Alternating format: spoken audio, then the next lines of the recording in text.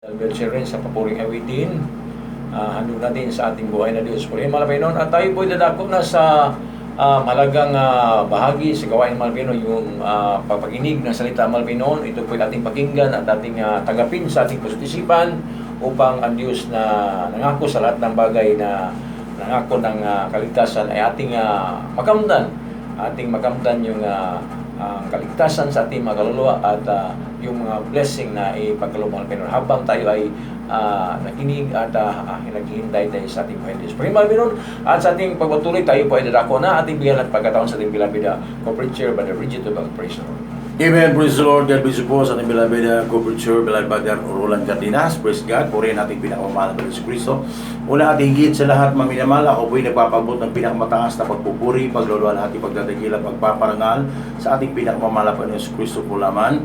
At ating bigay po ang dubling pagalan sa ating mga pastor, Eliseo de Alvida, at sa mga pag-alala ng mga pagtuturo ng beloved assistant pastor, Linas Alvida.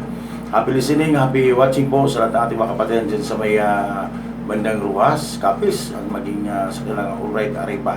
Maminamahal, tuloy-tuloy po ang ating programa. Dahil po'y manalangin muna, mapagpala namin ang mga Diyos na makapangyarihan sa lahat ng banal.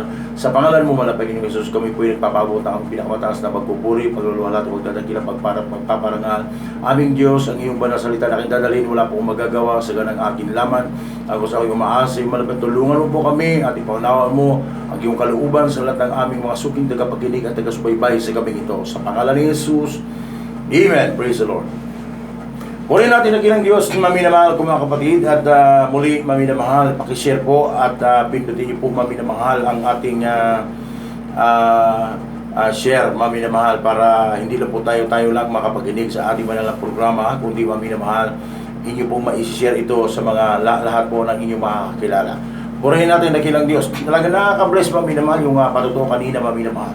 At akin din pong pinapatutuwa maminamahal yung ating beloved kapatid kanina, maminamahal yung ating beloved Brother Aldrin Agustinar. Magamat maminamahal kong mga kapatid, pag na-experience mo talaga yung disgrasya, talagang kakabahan ka at ibang maminamahal talagang man-nervous eh. Pero maminamahal, ang punto lang po natin dito, maminamahal, ay iningatan po ang ating beloved kapatid, Brother Aldrin, sa kanyang pagmamaniho, maminamahal, pagkos talagang wasak yung sasakyan, may na-damage pang isang tricycle, at damage din po kami naman yung kabila. At talagang naipit yung driver sa kabila, maminamahal.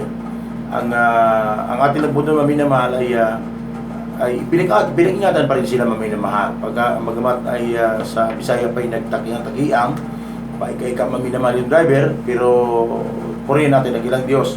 Nandyan pa rin yung pag-iingat ng ating pinakamamahal na Yesus Cristo, at wala pong nasaktan ng mas nasaktan pa, at maraming salamat. Pati yung driver ng motor, maminamahal, ay talagang nang narinig niyang may salpuka, talagang napatalon siya. Nung pagtalon niya, maminamahal, tamang-tama doon po sa kanyang inuupuan, talagang doon po maminamahal na bundol yung kanyang inuupuan. Kung hindi pa buhay ang Diyos natin, maminamahal, mas laki pang problema. Kaya purihin natin ang ilang Diyos, maminamahal. Alam niyo, maminamahal, marami na po tayong napakinggan, maminamahal, kahit sa YouTube channel ng Jesus Miracle Crusade International Ministry, social media. Marami na po mapapanood, maminamahal, ng mga testimony kung gaano po kabait at kadakila ang ating Diyos sa pamamagitan ng mga himala. Ngunit marami pong mga tao ngayon na ay wala pong panahon sa paglilingkod sa ating dakilang Diyos. Para sa kanila, maminamahal kong mga kapatid, ay wala po silang panahon. Ngunit maminamahal kong mga kapatid, ano po ang pinakarason? Ito yung pinakamabigat na rason eh. Ang tao, maminamahal, ay takot maglingkod sa Diyos. Bakit? Una, natatakot tayo, maminamahal, nasa sinasabi natin doon, maminamahal, nung unang panahon, na bawal magbasa ng Biblia.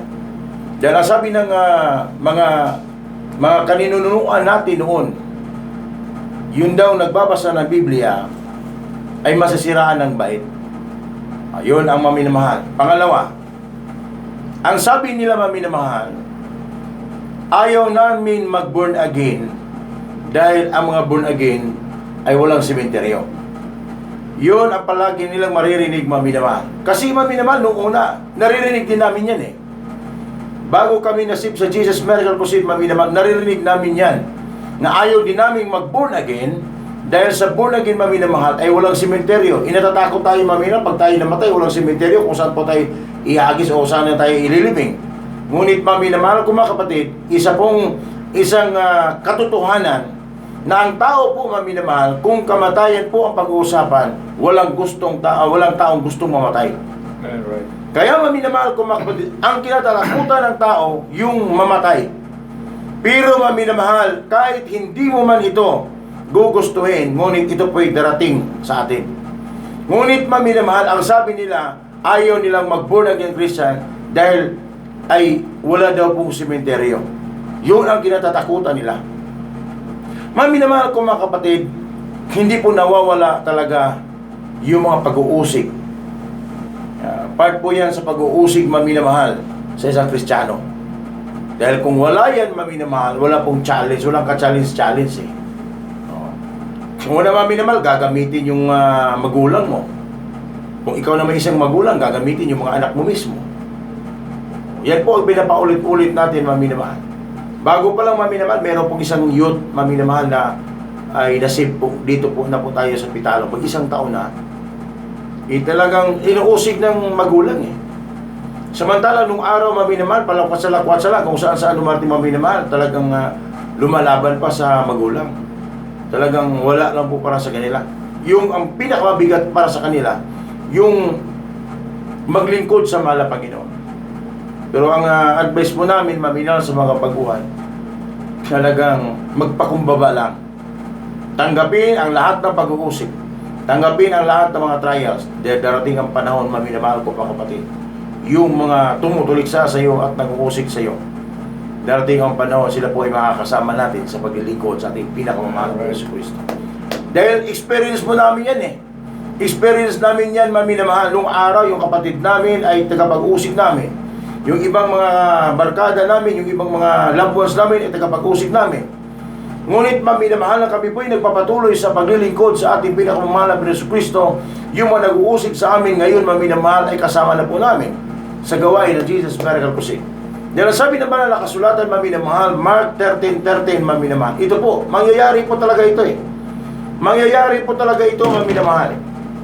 Kaya meron po kayong mga Biblia dyan sa inyong matahanan, basahin niyo po at sundan po ang ating pagkakabasa. Hindi po, Mark 13:13. Marcos 13:13. Mark chapter 13 verse 13, sabi dito, at kayo'y kapuutan ng lahat ng mga tao dahil sa aking pangalan, datapwat ang magtiis hanggang sa wakas ay siyang maliligtas. Amen. Purihin ang salita ng ating pinakamamahal na Yesu Cristo. Yan. Ang sabi naman ng kasulatan, mami na mahal, kapuputan po kayo ng lahat ng tao. Ha? Dahil sa kanyang pangalan. Dahil, mami na mahal, ang paglilingkod natin sa ating pinakamamahal na Yesu Cristo, kapuputan, ang sabi naman ng Panginoong Hesus, mami na mahal, kapuputan po tayo ng lahat ng tao. Bagamat, mami na mahal, ang manatili hanggang sa wakas ay siyang maliligtas. Ha? Yan, mami na mahal ko mga kapatid, talagang mangyayari po talaga yan. Hindi nila magugustuhan bakit nag-born again ka. Hindi nila magugustuhan, mami na mahal ko mga kapatid, bakit po tayo nagbabago. At higit sa lahat, hindi nila magugustuhan dahil ang nasa isip nila, lumipat tayo ng reliyon. Ang paglilingkod sa mahal na Panginoon dito sa Jesus Miracle Crusade para po sa kalaman ng lahat, hindi po ito paglilipat ng reliyon. Ito po ay pakikrelasyon sa ating pinakamamahal na Yesu Cristo. Right. Dahil ang tao, mami na mahal, ay nalalayo sa Diyos. Kaya, mami na mahal, nandyan yung mga sugo ng Diyos, nagdala ng ibanghilyo ng kaligtasan. At nang napakinggan din po namin, mami na mahal kong mga kapatid, ay pinagpala kami. Binago ang aming buhay. Ito kami ngayon, mami na, hindi man karapat-dapat, ay nagdala po ng salita ng ating mahal na Panginoon Yesu Cristo upang tayong lahat, hindi lang po kami, tayong lahat ay magmamana ng buhay na walang hanggan.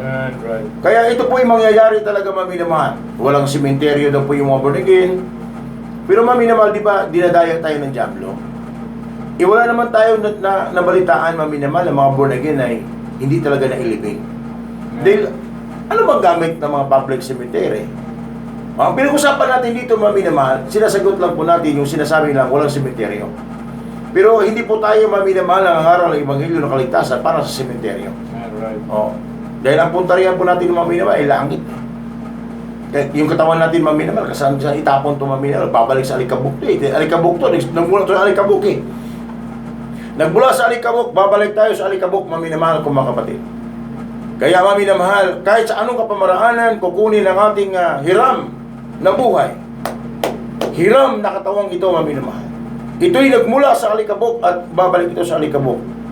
Ngunit kung ikaw ba'y makipagrelasyon sa ating pinakamamahal na Yesus Kristo, isang tiyak na bagay, maminamahal, ikaw ay gumawa na ng buhay na walang hanggan. Yan po, maminamahal. Mangyayari at mangyayari. Ang sabi naman ng kasulatan, uusigin kayo, kapupuutan kayo. Hindi lang uusigin, maminamahal. Yung salitang kapupuutan. Talaga yung tao, maminamahal, ay sa talang puso, maminamahal, sa kanilang isip ay masama ka na kung bakit naging born again Christian ka, bakit naglilingkod ka sa ating mahal na Panginoon Jesucristo Kristo para po sa kanila. Ngunit maminamahal, kapupuutan ka man ng lahat. Ngunit nagkaroon ka naman ng kaibigan, nagkaroon ka naman, maminamahal, ng Diyos, nagkaroon ka naman, maminamahal, ng kaligtasan mula sa ating pinakamamahal na Panginoon Jesucristo Kristo. Di ba, Ali? Kapuputan na. Sino ba yung mapupuot, maminamahal? Ito, in general, ito yung maminamahal eh. Ito, buksan natin, maminamahal, sa buko pa, sa Lucas, maminamahal, dito sa Luke 21:16 Lucas chapter to 21. 17. Chapter 21 verse 16 to 17. Ito po ang kasabi ng salita ng Panginoon, na dapat kayo ibibigay ng kahit mga magulang at mga kapatid at mga kamag-anak at mga kaibigan at ipapatay nila ang iba sa inyo.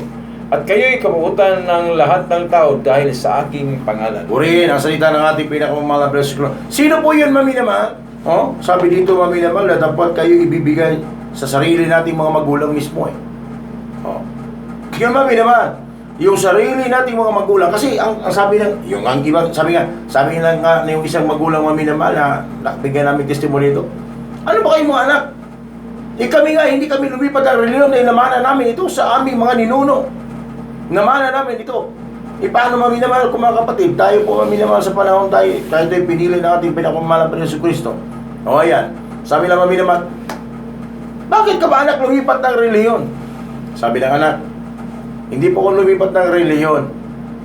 Nakipagrelasyon lang po ako sa mahal na Panginoon. Sa kalukuhan. Para sa kanila, kalukuhan.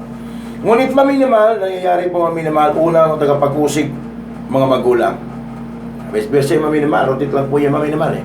Kung una, yung anak na makasumpong sa mahal na Panginoon, ang tagapag-usig ay magulang.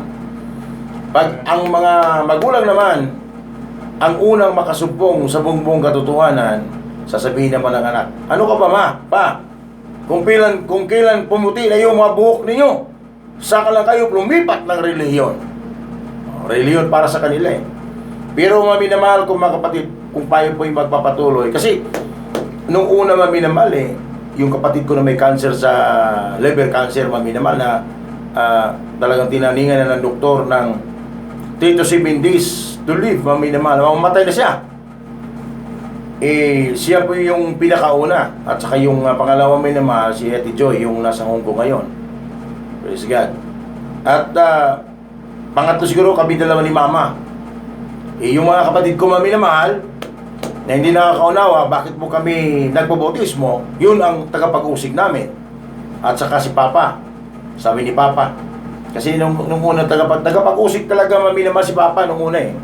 Kasi yung born again Christian nga sa aming lugar, Trinitarian, nagkaroon ng krusada. Pinahinto niya ngayon, maminamahal. Huminto talaga yung krusada.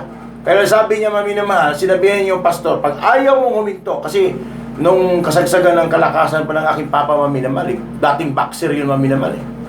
Dating boxer, maminamahal eh, sa panahon nila. Sabi na, lakas talaga sumuntok daw yun, maminamahal. Sabi ng mga kakilala doon, maminamahal, nakakilala sa papa ko. Sabi ng papa ko, pag ayaw niyo huminto, patitikimin ko yun. Hindi natapos yung krusada ng Trinitarian Mahal, huminto talaga. Yung kinainisan ng aking papa, maminamahal, na mag-born again, yun din ang nasumpungan namin. Kaya ang unang tagapag-usig namin, ang aking beloved papa. At saka yung mga beloved kapatid ko, mami naman, yung panganay namin. Tagapag-usig namin yun. Yung sinun, talaga yung tagapag-usig namin. Pero nandito na pa kami, mami naman, naglingkod sa ating pinakamamahal na Panginoon Kristo. Sabi nila, mami naman, pati yung tsahin ko. Dahil sabi nito, mami naman, mga magulang at mga kapatid, ito, mami naman, kamag-anak. Yung mga kamag-anak ko, sabi nila, mami naman, darating ang panahon, meron na tayong itatali na pamangkin. Pinapakinggan ako, mami naman, naririnig ko naman. Kasi, mami naman, pag nasisiraan ka ng bayad, sige, itatali ka. Sabi nila, mami naman, meron na tayong pamangkin na itatali natin. Ngunit, mami naman, anong nangyari?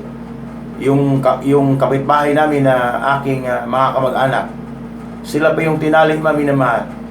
Hindi po sila nagbabasa ng Biblia, kaya mali po sila. Yung nagbabasa ng Biblia, mami naman, ang sabi nila ay mabubuang. Pero pumunta ka ngayon sa mental hospital, magtanong-tanong ka ngayon, mami naman, sa mga doktor. Magtanong-tanong ka sa mga doktor, mami naman. Yung mga finding ng doktor ay hindi po sa pagbabasa ng Biblia na sila po ay nasisiraan ng bait.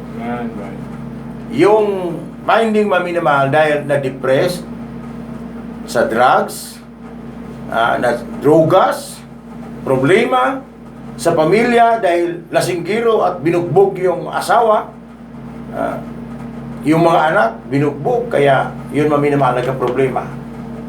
Wala na sa katinuan. Walang nagbabasa ng Biblia, mami naman, na sila po ay nasisiraan ng bait. Kaya mali po yung ating mga nasa isip noon. Magbasa tayo ng Biblia. Kaya ang Biblia ay salita ng ating pinakamamahal na Panginoon Kristo. Nung araw, mami naman, ko mga kapatid, ayaw namin din po na magbasa ng Biblia dahil ayaw po namin mabuang. Ngunit, mami naman, ko mga kapatid, ito ngayon, dahil sa pagbabasa ng Biblia, yung aming pagka-drug addict, pagkasugarol, panginginom, talagang binago na po ng ating pinakamamahal na Panginoon Kristo. Kaya para po sa lahat ng ating mga tagapakinig at taga-subaybay sa gabing ito, purihin ang ating pinakamamahal na Panginoon Kristo. Mahal na mahal kayo ng ating dakilang Diyos. Huwag po tayong makinig o huwag po tayong maminamahal ay talagang maguguluhan kung bakit maminamahal. May mga born again pa rin ngayon. Maraming born again na gustong maglilingkod talaga sa mahal na Panginoon. Tulad ng mga taga Jesus Miracle Crusade. Dahil mami naman, yung diablo ay dinadaya tayo. Dinadaya tayo. Ayaw ng diablo na magbasa ang tao ng Biblia. At ang sabi ng diablo, huwag kang mag-born again dahil ang born again ay walang sementeryo. Mali po yun, mami naman. Yun po, mami naman, ay pangliling lang ng diablo para ang tao po ay mas lalong ilayo niya ngayon sa mahal na Panginoon. Dahil ang gusto ng diablo, patuloy ang iyong bisyo, pag-iinom, pagsusugal, pag-drugs, papatay ng tao. Kaya mami naman, yun ang gusto ng diablo. Ang gusto ng Diyos, pumasok siya sa puso mo, gusto kanyang baguhin, at gusto pa niya, mami naman, dalhin sa langit. Kaya sa gawin ito, mami naman, kung mga kapatid, tayo po'y manalangin. Sumunod po kayo sa ating maikling panalangin, mami naman. Sabihin niyo, Amang Banal, sa pangalan ni Jesus, maraming salamat po, aming dakilang Diyos, na pakinggan namin sa gabing ito ang iyong banal na salita. Tinatanggap kita na aking Diyos, tagapagligtas ng aking buhay. Sa ngalan ni Jesus na aking tinatanggap. Amen. Ako po'y manalangin sa lahat. Mahal na Panginoon, sa pangunang panalangin ng aming Pastor Willie Sorda Almeida. Sa lahat ng tisitanggap at sa lahat ng aming mga kapatirang OFW at nakikinig sa kalamatahanan ngayon, pagkapalain mo sila at alisin mo ang lahat ng magawa ng kaaway. Taas your monitor screen, mami na mahal, reduce it. Praise God. At iyong aalisin, O Diyos, ang lahat ng magawa ng kaaway, cancer, leukemia, TB, diabetes, rheuma, arthritis, AIDS, ketong, high blood. Aking pinapalayas sa makapangyarihang pangalan ni Jesus. Be healed right now in the mighty name of Jesus we pray. Be healed in Jesus' name. Amen and amen. Praise the Lord. Purihin ang ating dakilang Diyos, mami na mahal, at hanggang sa araw po ng bukas, ating ibigay po ang kunting kaalaman pa sa may schedule of service at Brother Roland Cardenas. Amen. Praise the Lord. God is beloved. Go preach your Brother Richard Tovil. Salamat sa mga Panginoon natin napakinggan. Mga kapatid, tayo ay talagang totoo, mga kapatid, hindi totoo yung masisiraan ka na bait. talagang bumait ka pag makinig ka o mabasa ka ng salita Malvino. Talagang bumait. Dito yung mga talagang nasiraan ng loob o siraan ng bait. Dito bumait dahil salita Malvino. Amen. Kami dating mga siraulo, dating mga pasaway, dating mga sugarol, drug addict, mga drug dependent kami dati. Ako ay bilanggo. Ngunit dito ay kahabagan Malvino, kami po ay unting-unting binago at binait na Malvino. Mga kapatid, binago aming buhay. Hindi na kami drug addict ngayon. Kami po ay naging addict na salita Malvino. Talagang napakabuti ng Malapainon. Muli Malapainon, tayo po ay manalangin. Tayo pagpasama sa Panginoon. Salamat o Diyos sa salita namin na pakinggan. Pagpalain mo ang lahat.